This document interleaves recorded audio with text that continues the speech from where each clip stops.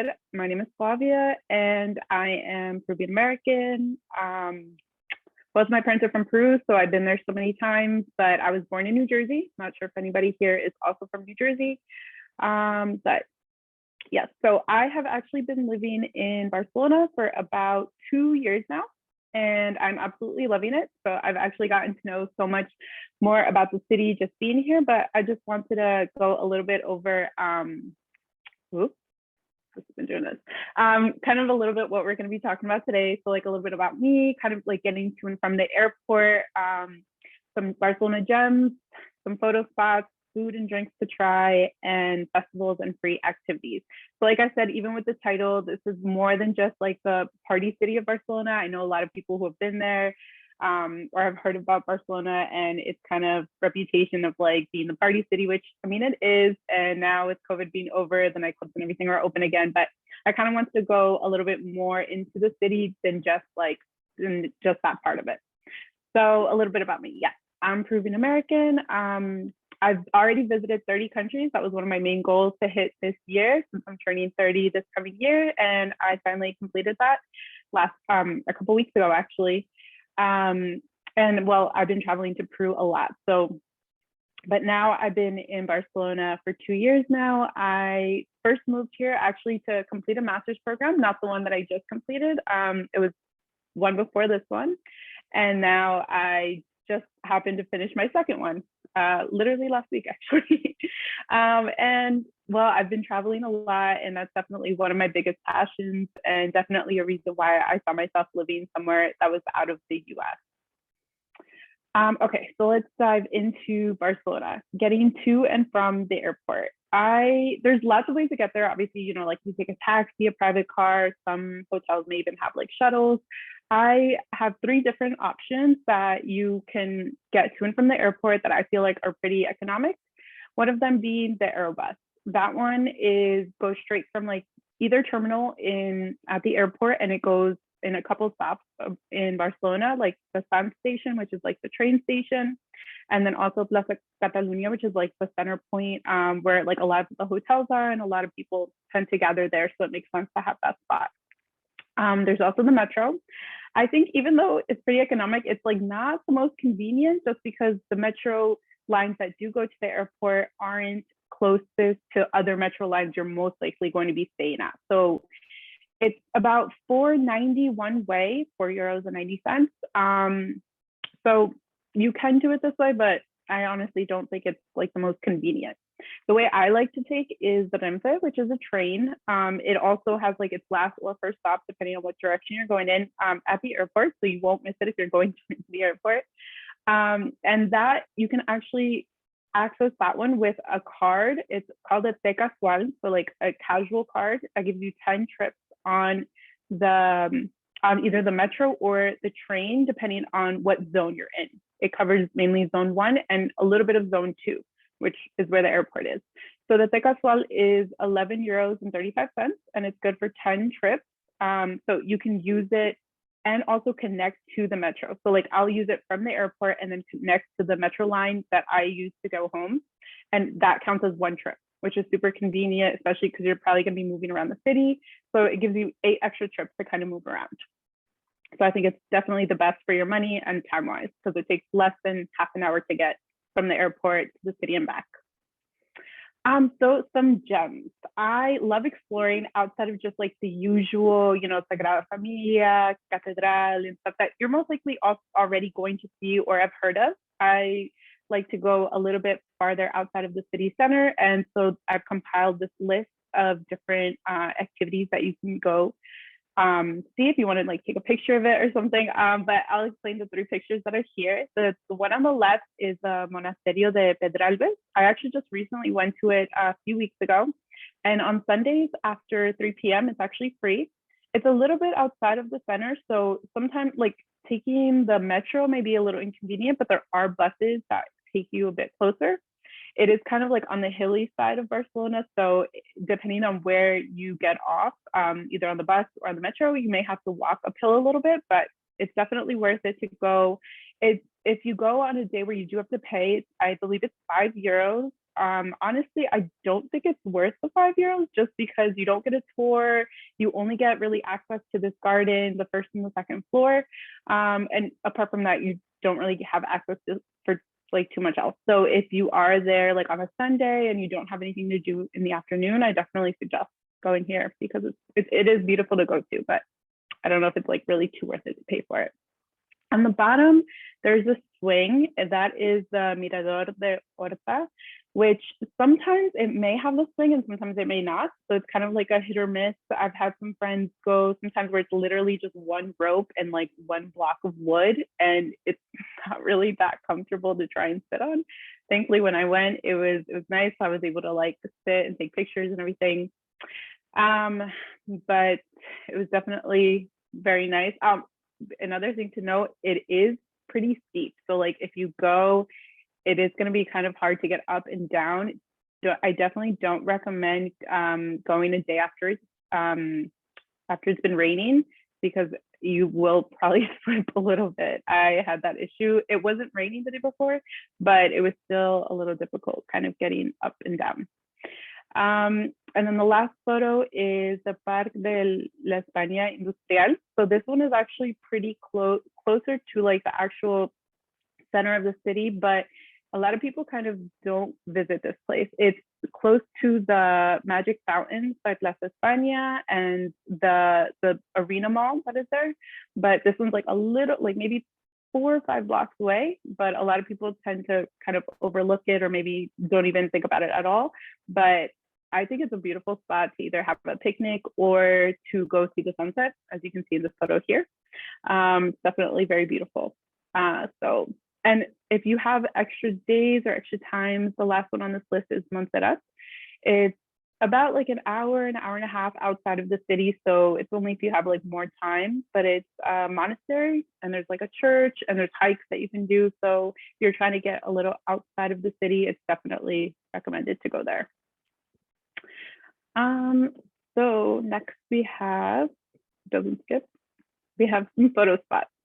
I love to take pano views or like getting views of the city wherever I go. So I like to find a lot of them in Barcelona as well.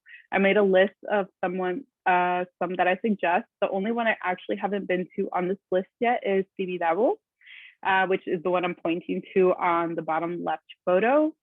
You can go to a certain point where you don't actually have to pay. Tibidabo is an amusement park. So you do like, there's like rides and things. It's mainly for like kids, but it's also nice to like go with friends. But like I said, I haven't been there, but I know that there's a certain point that you can go to where you can get a nice view of the city and it's still free. Some people choose to hike up, but there's also a funicular, which I'm forgetting the word right now in English. And then there's also a bus that kind of gets you a bit closer to the actual, like closer to the top of the mountain. The top left one is Park Güell. I'm sure many of you know this one. It is a paid park to go to now. So I made this reel a while back where it is somewhat possible to go for free if you go really, really early, like before the sun rises kind of, and you'd have to be wearing like jogging clothes or like workout wear. And they may think you're a local just going for a run and you may be able to get in. But sometimes they may still ask you for either your student card or residency card, which obviously if you're visiting you won't have, but some people I know have gotten lucky and been able to get in and see the sunrise, which is also a really nice spot. The photo on the top right is from the Montjuïc Castle. And this one is actually facing not towards the city center, but more just towards the mountains and like a little farther out of like the center of Barcelona. But from the castle, you can see the ocean, you can see the city, and you can see this side as well as like outside of Barcelona, more towards like the airport side. And the bottom right photo are the bunkers. This one is like really well known amongst locals, amongst people that come visit. And people love to go here for a picnic. Like you can bring a bottle of cava, which is Catalonia's like champagne, they call it cava, and bring some food and friends. And it's like a really nice spot for a picnic while you wait for the sunset. And the sunsets, as you can see, are very beautiful. So I definitely recommend going. Food. Food and drinks. I love trying different things in Barcelona just because I've been exposed to so many different things I hadn't tried before. In the top left photo, we have this place is actually called Quimet, and I went there for the first time maybe a couple of months ago, and I definitely recommend that top plate with the salmon. It's like bread with cream cheese, smoked salmon, and honey, and it was absolutely delicious. I would love to go back for one right now, actually, because it's really good. And this is located on Carrer de Blai, which is a street that has a lot of different pincho bars that you can go, like kind of pincho hopping. Definitely a lot of fun to go with friends and try like different spots and find your own favorites. The middle photo is the Tinto de Verano. So in Barcelona and parts of Catalonia, people don't actually really get sangria. I know a lot of people when they visit Spain, they think of like sangria, but the locals tend to actually drink Tinto de Verano. So if you want to kind of fit in a little bit more and know that you know a little bit more of the culture, you're going to order a Tinto de Verano instead of a sangria. It's like really similar in taste.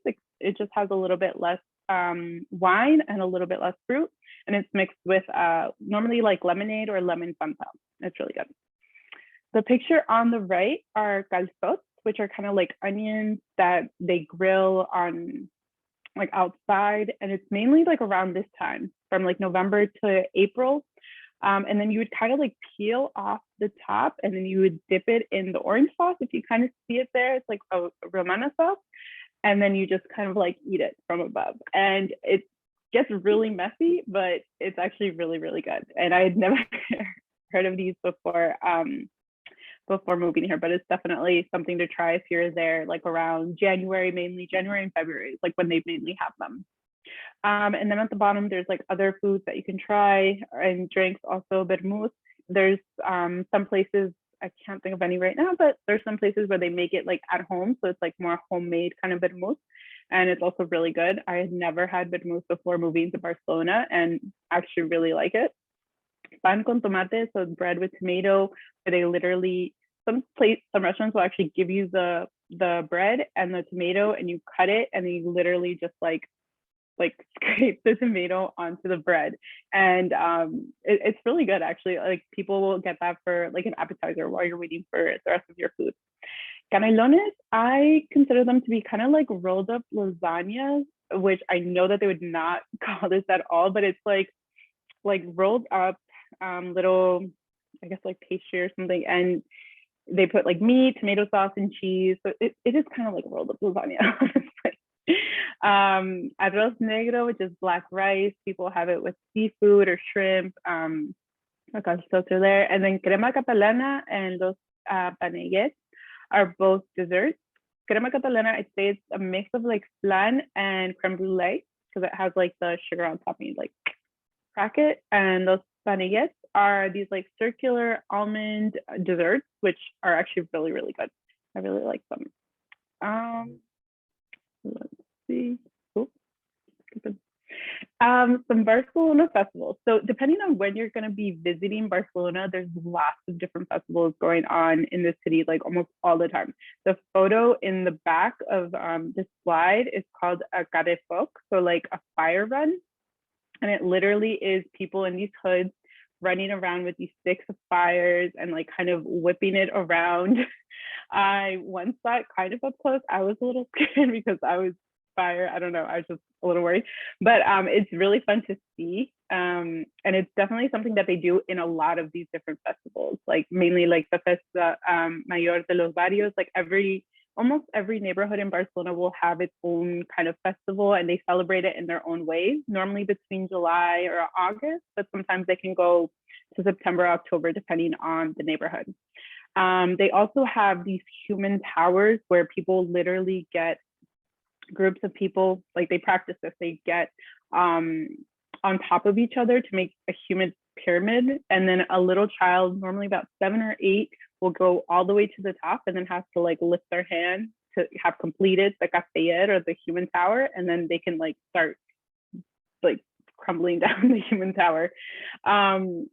So those, and then they also have these giants, like sometimes you'll be walking around Barcelona and you'll see these giant people with giant heads kind of walking, and they're part of a lot of the festivals that they have here. So those you'll see at like Festa de San Roque, Festa de la Merced, and Festa Mayor de los Barrios, so like the neighborhood. Dia de San Jordi is kind of like their Valentine's Day, but instead of chocolate and flowers, they'll do like red roses, which we do as well, like Valentine's Day, but they also give books. So there'll be a whole bunch of different pop-ups of books, like mini bookstores, like on the streets, at restaurants, like at little cafes that'll pop up for that day, and everybody will be buying books and red roses. San Juan is the night of June 23rd. So June 24th is always a holiday.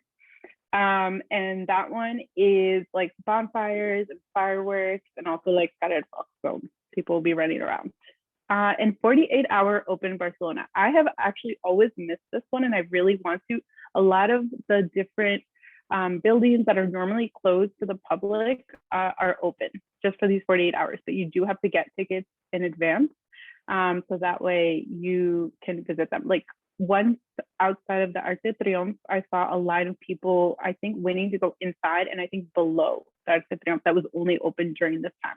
So if you're around when it's happening, then definitely look at getting tickets beforehand so you can see something that you otherwise probably wouldn't see. So some free activities in Barcelona, I kind of separated them into like the first Sunday of every month, and then kind of depending on like the year or sometimes the days, and then things that are like always free.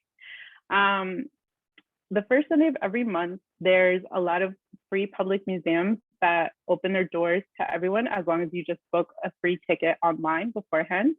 And these are some of them. So that next, the video that just played, that is the National Museum or the National Art Museum of Catalonia, and that one will be free on those Sundays. The Picasso Museum is also free, Barcelona Design. So there's a lot of different museums that day that happen to be free. And then the festivals that are in the different neighborhoods, those are also free. The fireworks, and then the churches. There's some churches that, depending on the hours, mainly in the morning, so like between 8:30 and noon, they'll be free, but you just need to check their websites to make sure, because I know some things have changed with the pandemic. So there may be like limited space, so you may also need to get tickets for those beforehand. And then things that are always free. The Magic Fountain Show at Plaza España, which is like the video that's below. The cemeteries, which are actually kind of nice, because the one in Montjuic, which is like the mountain that's right behind this museum actually, was created for like the bougie people of Barcelona's past to literally have a nice view in the afterlife. Like this cemetery literally overlooks the ocean. So they have a really nice view. The parks are free, and the lookout points also. And then the Born Cultural Center is like this archaeological site that is free to look at from above. If you want to actually go in it and have a tour and everything, then you'd have to pay, but you can still just see it from above, and it's really interesting. There's a lot of information that they have like around it, which is nice. And all the mercados, I mean, apart from like you purchasing something, but you can walk around and see everything, like the fish, like literally fresh fish that they catch and everything. It's really nice to go see. So Barcelona's location, I think it's a great spot, just like even if you have more time or you're just adding it to your itinerary, because there's so many budget airlines to go all around Europe. The Terminal 2 is their budget airline terminal, and so you can go all around Europe. Like I found a flight from Barcelona to Dublin back in June for, I want to say it was 12 euros round trip, which was amazing because that was so cheap. And it's so great to go around trains. On my blog, I actually put up a lot of like day trips or weekend trips that you can do, and I'm going to be putting more as I do more as well, that you can easily access through trains. And then also, if you want to get a car, if you have even more time and you want to go to like those smaller towns or villages that through public transportation would just take forever to get to, there's lots of little towns in Catalonia that are really nice to visit. So visiting Barcelona now, what you need to know if you're planning on going soon, the COVID QR certificate is what is going to be implemented starting tomorrow, actually. at restaurants, bars, nightclubs. You're gonna need them to go most places. And if you're from the US, I also got my COVID vaccine in the US. So I have the paper. I'm actually in the process of trying to get it to like their actual QR code. I don't know if the US is gonna end up implementing that as well, like giving us QR codes instead of just the papers, the CDC cards. But I know that I haven't had an issue like traveling around Europe or going into anywhere with my CDC cards, but I'm hoping that I won't. But just so you're aware that we may need a QR code in the future. So right now there may be possible schedule changes with the new COVID variants. I know there's lots of flights from like mainly South Africa that are being closed down. So it's just good to be aware that some changes may happen. I've heard that a shutdown is not likely, but there may be like times with at one time like the restaurants and stuff would close between lunch and dinner. So we may be going back to that again, but it's not definite. So it's good to be updated if you're going to be traveling to Barcelona anytime soon. And yeah, that is my presentation on Barcelona. You guys can follow me on all of these social media platforms. I put up a lot of information for people that that travel and work remotely at like cafes and things like this. So I hope to see you guys there. Excellent. Thank you so much, Flavia. This was packed full of information. I know actually one of Karina's, I know. And don't worry, I think we're sending these out after this presentation out afterwards to anyone that attends or, signed up and didn't end up attending. So you will get it, no worries. But really quickly, I think Karina wanted to see the page with the drop the names of the restaurants you mentioned in the chat. Do you just want to go back to that page really quickly? Yeah. I don't think the names of the restaurants are there. I think there was just one restaurant that I actually gave. I can write that in the chat. That's not a problem. Yeah. Okay. No worries. Let's see. Jose wanted to know what the name of the fire festival was. Yeah, the Festa de San Roque. So it's like yeah. Do you also want to type it in the chat? Yeah. As well. Thank you. Oh yeah. I see your commit. Festa de San Roque. Yeah, the one that's like normally around mid-August. Okay. Yeah. A hot. But also like with the fire one, it's also the Festa de la Merced, which is like mid to end of September. And they'll sometimes even have it in like the festivals for the different neighborhoods. So I've always tried to go see one, and then it's not very formal. So like even trying to find information online isn't the best. Sometimes like it'll say one thing and then it ends up being somewhere else. So sometimes it's kind of luck. I have had a hard time even finding it myself. Yeah, you got to get like in with the local. Well, you're local, but like, you got to be with someone like you in order to be like, all right, what's the down low on this festival? Okay. So Judith had a great question, actually. Can you talk about things like tipping or any other cultural differences that would be nice to know to show respect and, blend in better so we don't look like fools going over there and not knowing, the culture? Yeah. Yes. So tipping isn't really a thing. People don't really tip. If anything, they may round up like if you're paying in cash, especially, like they may just round it up, but normally people don't tip, and that's completely normal. Expect, honestly, not the greatest customer service when you're at a restaurant or when you're at anywhere. I still get annoyed by it for the simplest things. I went to the bank the other day, 4 different banks, none of them accepted cash. Crazy, but it's insane. Like trying to do certain things, like I have the most difficulty doing them. But so tipping isn't really a thing. And nobody's going to tell you if you're at a restaurant, you're having like a beer or just eating or anything, nobody's going to tell you to leave. Like nobody's going to be like, oh, do you want the check? Nobody's like, until you ask for it, they're not going to ask you. So you could literally have one beer or have like one plate of food for hours and nobody's going to come bother you, unless it's like a restaurant, like more of like the chicier, newer brunch spots or things like that. But like a regular bar, like on a corner, nobody's going to ask you to move. You can stay there all day. I think that's the upside of it, right? Like you won't get customer service, but like you also will never get kicked out. Like when I was in Madrid, I've shut down restaurants before because we were there for 4 hours, doing whatever. Yeah, So, yeah, okay. exactly. Yeah. That gives me actually, for people, this will help people that will be going there soon. So I just came back from London, and I'm wondering if Spain or Barcelona is the same. Like so much has changed during the pandemic. And I know you're just talking Mhm. about how the banks didn't accept your cash. Like London has completely gone cashless. Like no Mhm. one took my money in the city. It took me like 11 days to try to spend 100 pounds.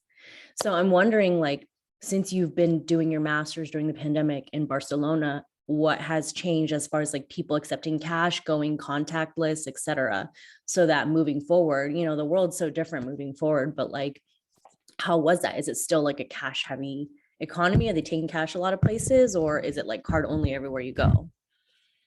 For the most part, they'll accept both. There's some places like they will have a minimum, like you have to spend more than like €5 to pay with a card, or Hmm. most of them might be like €3. But for the most part, they'll accept both. Like I haven't really had an issue. It's mainly like the banks are just a separate issue, So the which is banks, weird. and these are banks you had accounts in that weren't taking your cash that you're trying to deposit? No, they're actually banks I didn't have accounts Oh, in, okay. but I just had to like for residency reasons, I had to like pay a fee, and like nobody Oh, wanted to accept my money. okay. Okay. So it's a Yeah. little different Yeah, yeah, for yeah, you. yeah, yeah, Okay. yeah. Yeah. It's not like I was actually trying to like buy something or anything. No. Okay. So it's really good to know that Barcelona is still doing both. Yeah, because Mhm. London will not take your cash. They're like rejecting it everywhere. So okay. So Rebecca wants to know, Rebecca said, okay, you speak Spanish, but how would a non-Spanish speaking traveler manage in Barcelona? Yeah, I have a lot of friends that live in Barcelona that are actually also doing master's programs and everything, and they don't speak any Spanish, or they speak like a few words, and they never really have any issues. They may like have a little bit more difficulty like with certain communications at times, but most of like the menus and everything tend to be in like English, Spanish, and Catalan. So Mhm. there's not too much of an issue. Okay. Also, this is a weird question, but does everyone in Barcelona and that region speak Spanish and Catalan, or do they speak everyone speaks Catalan and only some speak Spanish? Like, how does that work? So for the most part, yeah, they speak Spanish and Catalan. Like Mm. in Barcelona, people definitely speak both, but I know Mm. like if you go to like a smaller town, people speak less Spanish and they speak more Catalan. Okay, Yeah. interesting. Interesting. So interesting. Can they understand like some words still? Yeah, yeah, definitely. I mean, I know that they learn it in school. It's kind of like how we like in the US, you'll take Spanish or French or Oh something yeah. like as a second language. They kind of take Spanish as a second language, and they're all of their courses are mainly in Catalan. So interesting. Okay. Wow, that's so good to know. Okay.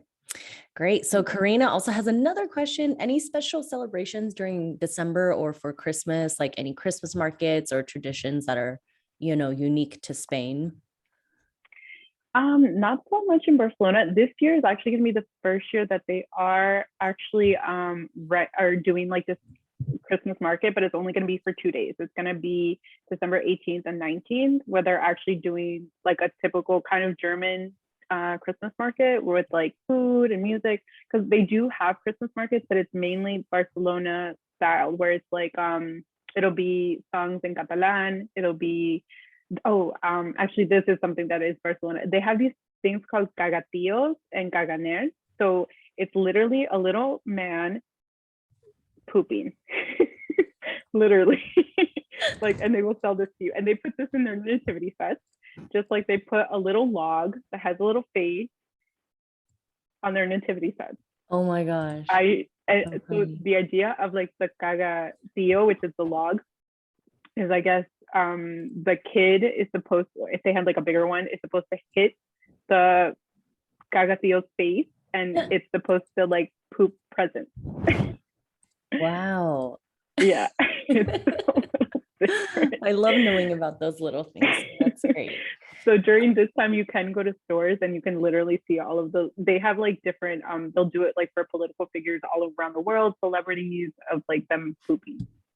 Oh, Yeah. interesting. Okay. I'm curious to know, is anyone going to Spain in the next like 60 days or going to Barcelona in the next 60 days in the chat? If you are, drop in the chat. Okay, Dana, I'm sorry if I'm mispronouncing your name. Linda is, there are a couple people. Okay, so that Christmas market, is there any talk about it being canceled yet in Barcelona, Flavia? Because I Not know a yet. lot in Germany have been in other places. Yeah. So it's crazy how much No, things are changing quickly, but they are. That's what I'm saying. Like, if you are planning on coming, it's just staying up to date on what's going on. Because for right now, they're not talking about closing anything, but okay, that's good. that could change. That literally could change. Yeah. Okay. And that's not for another few weeks. Mhm. So okay. For that Great. one, you do need tickets though. For the 18th and 19th, it is like a paid event. You do have to pay Yes. to go to it. So you do need to get tickets. I think everywhere, good rule of thumb. Also, like I just got back from London, you needed tickets for almost everything. So, good rule of thumb, Mhm. if you're traveling right now, check weeks beforehand if you need tickets for anything you're thinking about going to, even reservations at a restaurant. Yeah. Because most places are like, you got to reserve, you got to reserve. Places are low on staff and like high in demand. So, Mhm. that creates like a wait list. So, I think just a smart thing to keep in mind if you're traveling now during the holidays, check way beforehand if you need lounge access, tickets to a festival, reservations at a restaurant. That's the smartest thing to do. Okay. So let's see. Meredith wants to know best areas to stay in Barcelona that are central if you're just staying for a few days. Definitely either the Eixample area because it's like easy to walk around from there. But it is Can you pretty. Yeah, also yeah, yeah, type it yeah. in the, that's okay, because I want to Yeah, know of how to course. spell it also. Thank you. It's like in Catalan, so it's like it's like a little different. Yeah. Yep. So there's the Eixample, the right or Dreta Eixample, which is by Sagrada Familia. And then there's the I forget how to say left in Catalan, but the left is Chample, where it's like more towards like it's just like restaurants and bars and there's lots of bars, but like mainly yeah, but like the Dreta is like where the Sagrada that's like closer to Sagrada Familia. Amazing. Okay, so there you go, Meredith, and anyone else. If you just have like 3 days to stay, that's Flavia's best recommendation. Judith wants to know what are the national must-try dishes of Spain, or if there are any like regional dishes to like Barcelona and Catalan that you can't go there without trying. Definitely in Barcelona at least like the canelones. They're definitely like from that area. So it's definitely something to try. The arroz, sorry, I'll type stuff. Arroz negro or like black rice with seafood. Yeah. So I know a lot of people like paella, which I love paella too, but it's more from Valencia. If you do happen to go there, but you definitely can find paella in Barcelona. Amazing. And then the desserts like the crema catalana and those stunning. So good. Everyone's favorite slide in these presentations for destination is always food. Like, don't at me if I'm wrong, but like, come on, who doesn't love food? Yeah, exactly. Awesome. Thank you for dropping those in the chat so people can Of course. Google them also. Maybe don't Google them if you're hungry. So, okay. Marvin wants to know how easy would it be to combine a Spain and Portugal trip in 10 days? And what's the best way to travel between like Barcelona or Madrid to Portugal? Pretty broad question, but if you have like, two best tips. It's crazy. I actually haven't been to Portugal and it's right there. Yeah. That's like It happens, right? But yeah.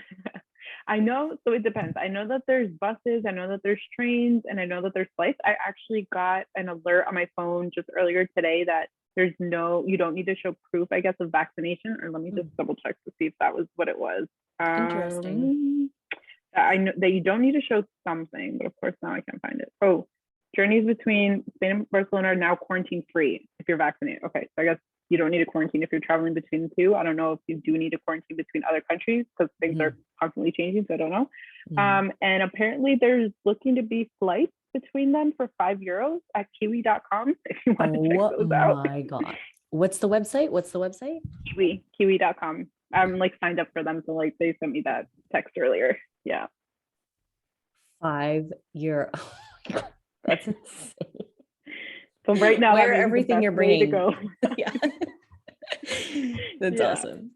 And there's also a train between Madrid and Barcelona that's like about 2 hours. And for the most part, I've been seeing that it's like about 10 euros or so. So Wow. that's also a way to go. I've taken the bus and I don't recommend the bus. I took the overnight bus. It was like 7 hours. I didn't sleep at all. It was uncomfortable. They stopped. I don't recommend it. Take the train or even take a plane. Yeah, absolutely. Okay, thank you for that. So Kathy wants to know, can you drop in the chat the name of the train that goes to and from the airport again? I think we missed it. Yeah. This morning about €5 flights. Renfe, right? Okay. Yeah, Renfe. Okay, yeah, great. It's the only train that stops, like that's the last stop or the first stop. So it'll be the only train from there. Perfect. Jose wants to know, have you been able to pick up Catalan? How much different is it than Spanish? Should Jose start brushing up now? You definitely don't need to. I mean, I can say like the silliest things like tancar puertas, like close the doors in the metro because I hear it all the time. Yeah. Or café amb llet, coffee with milk, sisplau, please.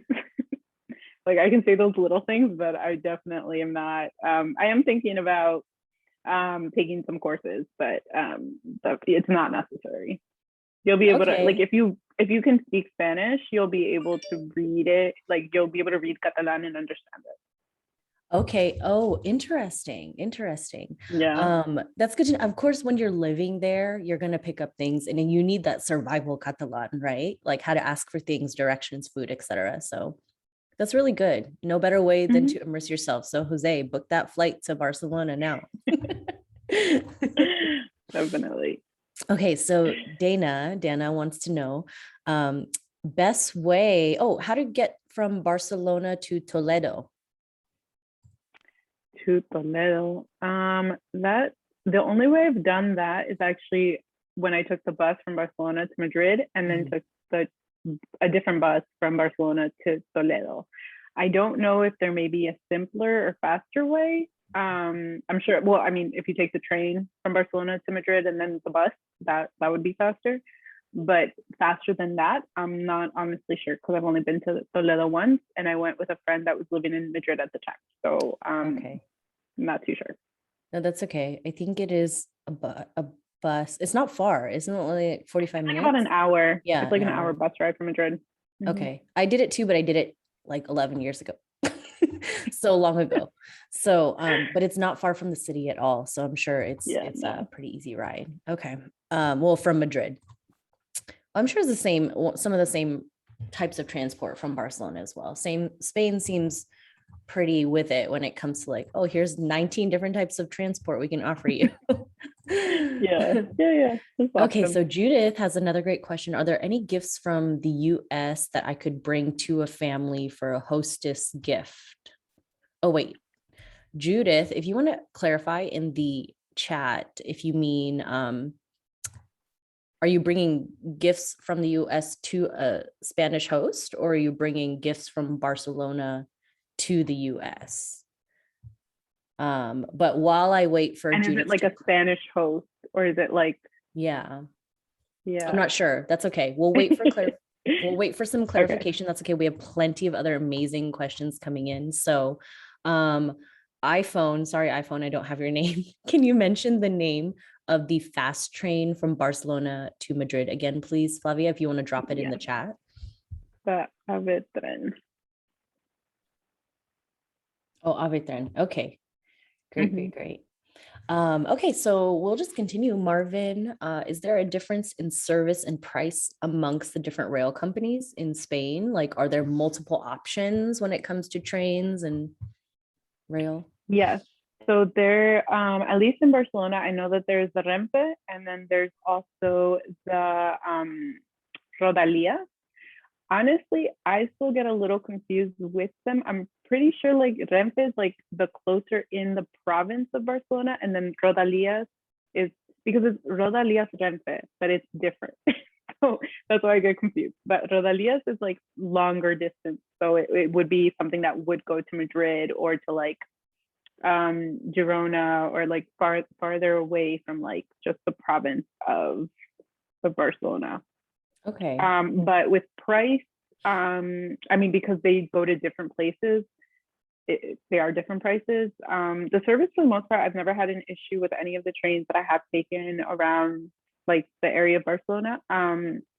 But I haven't taken too many different train companies, I guess. So I wouldn't have too much, I guess, to say about that one. Okay. Just because I've only taken like those specific kind of trains. Okay, no worries. Oh, and I was gonna say, you can go ahead and pop your screen off, Flavia, so we can all pretend we're in one big room. Yeah. Okay, all right. Thank you for that. I have clarification from Judith. So Judith wants to know about something they can bring from the USA for a family in Barcelona, like that they might not be able to get in Spain, or if you've ever heard any like Spanish hosts talk about things from the US that they're missing or want or anything. Like, do you have any ideas for that? Yeah. So maple syrup actually Which is like really Canadian. It's really expensive in the US. Like a little, I mean, in Spain, it's like a little bottle like this is like 15 or 20 euros. So it's like if they like pancakes, or if they like, if you know they like that, or that they could, maple syrup would be a good thing.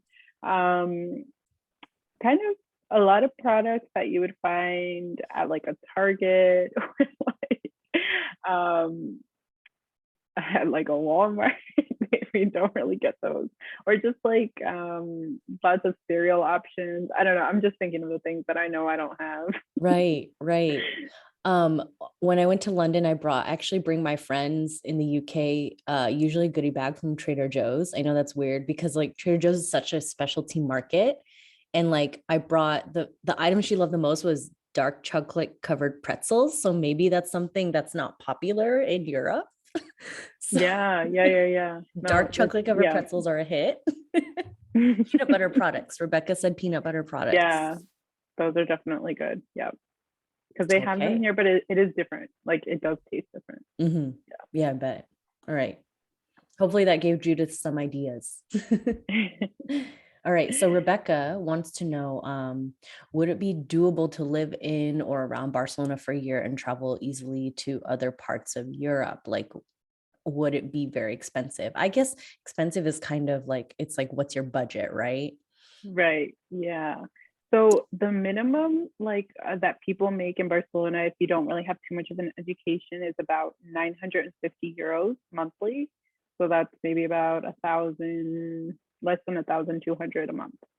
So I don't know if that answers your question, or if you need more clarification, I guess, on like what would be expensive to you particularly. But yeah, that for most people is like livable and doable, but most people have at least a roommate, because the most expensive thing will most likely be the accommodation. Everything else is a lot cheaper. Okay, great. I'm going to insert a question here. Have you been to like Ibiza, or like Mallorca, or any of the islands close by that Barcelona is close to? I haven't, and I definitely want to go when the weather gets nicer in the spring. I'm definitely looking into going, but I haven't had a chance to yet. Amazing. Okay, I'd love to hear if anyone else has been to these amazing islands that are like a pipe dream for some West Coaster over here. Drop it in the chat if you've been to any of those islands, and we will continue with the questions. So Marvin wants to know, do you know about the rule where you can get citizenship after 2 years residence instead of 10 if you are from one of the former colonies like Puerto Rico or the Philippines? Yes. Interesting. I mean, like half the world is a former colony, I think. So Flavia, tell us, because you've been there for at least 2 years. What do you know about this? So that's actually what I'm trying to do as well. And that's kind of like the reason why I had to do the whole fee thing and everything. But so it is former colonies, but it also depends on like if there's a convenio or like some type of contract between the country that you'd be coming from and Spain. So like, and you'd also need to have like a passport from that country or citizenship from that country. Because if you only have the US one and you do want to do this in Spain, you would end up having to give up your US passport. Like you wouldn't be able to have both. Because I have a Peruvian passport, I'm doing all of my paperwork and everything with my Peruvian passport. So I wouldn't have to give up either passport. Oh my God. And I could have 3. So smart. I'm so jealous. I'm trying to get a Philippines passport, but that's proving very, very difficult for me right now. So yeah, because my parents need to have had their citizenship still when I was born, and they didn't. They gave it up for American citizenship. Yeah. Right. But super smart if you're a dual passport holder like yourself. To do it under your other passport. Ooh, I'm jealous of all you dual passport holders, because you can just switch your identity whenever you want. Okay, so that's interesting. 2 years residence instead of 10. That's a big difference. Yeah. And so also like for like you were saying, former colonies, it is less time. Like if you are just going with an American passport, it is longer. I think it could be between 5 and 10, depending on like that's how you kind of go about it and who you can get as a lawyer that could help you. Yeah, probably the most important. Who can you get to help you? Yeah. Yep. Okay. Yeah. So I'm going to tag on to that because it's slightly similar, but not really. Slightly similar, but not really. Okay. I'm curious about the digital nomad visa for 2022. Can you tell us what you know about the Spanish digital nomad visa, Flavia? Yes. So it's also a little similar to a visa that does currently exist about non-lucrative visas, where it's like you can, as long as you're not working in Spain or in the EU, so you can like be working remotely for the US or anywhere else, you can go, and as long as you can prove to them how much you're making, how much you have like in your bank account to like support yourself, and you get like a health insurance that covers their standards, you are able to stay there and work and not have any like issues of like not being documented while you're there. So from what I've seen and what I've read and everything with the digital nomad visa is that you would also be able to take on like smaller like collaborative work with companies possibly in Spain, but I think that it can't cover your like living expenses. So like it has to be like, it can cover some things, but it can't cover all of your expenses because they don't want you to technically be dependent on Spain, but it can just supplement your already existing income. Interesting. I wonder, so like a side hustle, essentially, you can get like a little side job, a second job. Okay. And do you know about limitations for how many people they're accepting into this program? Because I feel like every digital nomad in the world would be like, heck yes, let me apply to this Spanish digital nomad visa. No, I don't, unfortunately, but I'm also trying to find out myself. Yeah. Totally. Okay. I'm sure there's some info on if you Google it, but you know, there's probably a lot of sources reporting it right now. So thanks for letting us know what you know from someone on the ground out there. Okay. Martine wants to know, how long can you stay in Barcelona before needing visa or documentation to legally stay? 90 days. Depending on like, I guess where your passport may be from, I'm guessing an American passport, but if it's an American passport, 90 days. 90 days. Okay. Yeah. Can you do a border run and then come back? Technically, no.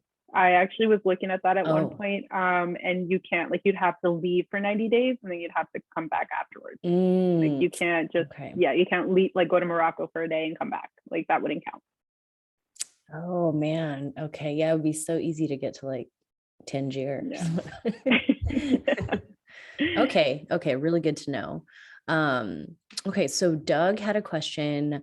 Can you talk a little about the pickpocketers in Barcelona and how the situation is? Yeah. So during the pandemic, it definitely kind of slowed down a little bit, but now I have heard that it is picking up a lot, especially like in the metro when people are kind of distracted, or especially if you've gone out and you've been drinking a bit and kind of falling asleep on the metro or the bus. And also just in public places like crowded areas like around El Gótico and things like this, like it does happen. in the metro, if you're like on your phone and you're near the door, a lot of times people will wait till like it dings, because that means it's closing, to literally grab your phone and run at that moment. Oh my So like God. if you're by the door, I would suggest not to have your phone out, wait till the door is closed, and then take your phone out just in case, because you never know. Yes, that's so scary, but I guess always best to be aware, whether it's Yep. pre-COVID, during COVID, after COVID, just maybe not walk around with your phone at all. Yeah. You're out. Yeah. If you can avoid it, definitely, yeah, try to. Okay, good to know. Yeah. Dana wants to know how available and responsive are Uber or Lyft. I don't think Lyft is very international, but what about ride sharing services out in Barcelona? So Uber and Lyft don't exist in Barcelona. The actual taxi drivers from Barcelona, like completely like, what's the word? Like protested it. And so it did exist for a little while, but now they don't. There's Cabify, but there aren't too many cars that use Cabify, but mainly it's just regular taxis. Okay. Yeah. That are probably love cash, right? No. You can Okay. you can pay with a card. Mhm. Yeah. Awesome. Great to know. Okay. Wow. Everyone has had such amazing questions. One more. Let's see. Marvin, sorry I didn't catch a part working on to get the citizenship thing. She said a word or something. I think, Flavia, you were saying you're working on getting Yes. So just that if you have an American passport, you would have to give up your American passport if you're working on. I'm not sure if that's what you're trying to ask. But so actually, I recently found out, which kind of sucks, that as a student, my 2 years that I have been here don't necessarily count as the residency part to apply for no. citizenship. So now I'm trying to find a different way to be able to do it. I know it's so sad. What? That's so like it literally counts. You were literally in the country for I know, right? I know, it's very sad. I don't want to talk about it. Also, was your master's in person or was it online? Or like did Um, it start online and then move to in person? so my first one started in person and then we went online. My second one started online and then we went. Okay. Oh man. Yeah. Okay. Well, glad you got to be with your peers and classmates, Yeah. for it. Okay.